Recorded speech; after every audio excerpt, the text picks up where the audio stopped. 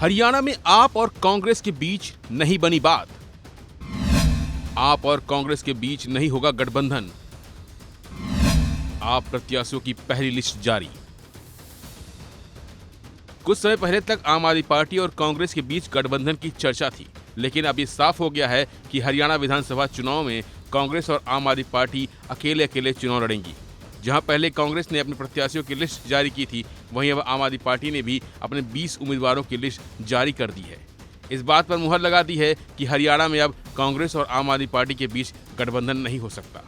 वहीं से पहले ही पार्टी के सीनियर नेता और सांसद संजय सिंह ने कहा था कि आपने हरियाणा में पूरी तैयारी कर ली है, सारी प्रक्रिया खत्म हो चुकी है और अरविंद केजरीवाल से हरी झंडी मिलने के बाद प्रत्याशियों की लिस्ट जारी कर दी जाएगी। उन्होंने कहा था कि जो लोग संगठन का जमीन पर काम कर रहे हैं वह लोग अरविंद केजरीवाल से चर्चा करके इस मुद्दे पर आगे बढ़ेंगे।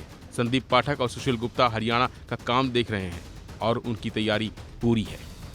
देखिए, 12 तारीख तक ही नॉमिनेशन होना है, समय बहुत कम बचा है और भारतीय जनता पार्टी के 10 साल के कुशासन को हटाना हमारी प्राथमिकता है। भारतीय जनता पार्टी से केंद्र हो, राज्य हो, जहां जहां है हमारी लड़ाई चल रही है। आज 20 प्रत्याशियों की लिस्ट जारी हुई है हरियाणा में। मैं उन सबको हृदय से बधाई देता हूं, अरविंद केजरीवाल जी की ओर से, आम आदमी पार्टी की ओर से। और जो 5 गारंटी हमारी अरविंद केजरीवाल की गारंटी जो हरियाणा के लोगों के लिए है, उसको पूरा करने के लिए हम लोग प्रतिबद्ध हैं और मजबूती से चुनाव लड़ेंगे। वहीं हरियाणा विधानसभा चुनाव में कांग्रेस की स्थिति को लेकर उचाना कला विधानसभा क्षेत्र से कांग्रेस उम्मीदवार विजेंद्र सिंह ने कहा कि जब राज्य की राजनीति की बात आती है तो कांग्रेस पूरी तरह से सक्षम है और आज हम भारी बहुमत के साथ सरकार बनाने की स्थिति में हैं। वहीं जब उनसे आम आदमी पार्टी के 90 सीटों पर चुनाव लड़ने के बारे में पूछा गया तो उन्होंने कहा कि यह पहली बार नहीं है जब वो कह रहे हो कि 90 सीटों पर चुनाव लड़ेंगे। यह ठीक है?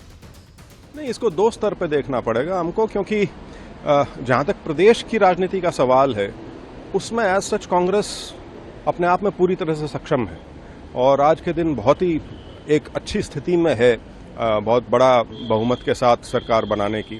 लेकिन यदि उसको आप राष्ट्रीय राजनीति के परिप्रेक्ष्य में डाल के देखेंगे तो जो इंडिया अलायंस है उसके नाते यदि किसी भी प्रकार का अंडरस्टैंडिंग या सीट शेयरिंग या समझौता अगर किया जाता है तो वो केंद्र नेतृत्व ने देखना है, उनके अधिकार क्षेत्र का मैं कहूंगा हिस्सा है। अन्यथा कांग्रेस अपने आप हरियाणा में पूरी तरह से सक्षम है। आज आम आदमी पार्टी देखिए, राजनीति में सारी चीजें तो चलती हैं और ये कोई उन्होंने पहली बार नहीं कहा है कि हम 90 लड़ेंगे। वो तो पिछले 2 महीने से कह रहे हैं कि हम 90 लड़ेंगे। तो ठीक है, वो जितना उनका सामर्थ्य है प्रदेश में वो उनको भी पता है। लेकिन हाँ, ये है कि अगर इंडिया अलायंस के नाते अगर कोई जो दोनों पक्षों को सहमत हो बात, कोई बीच का ग्राउंड जिस पे आके बात बन सके।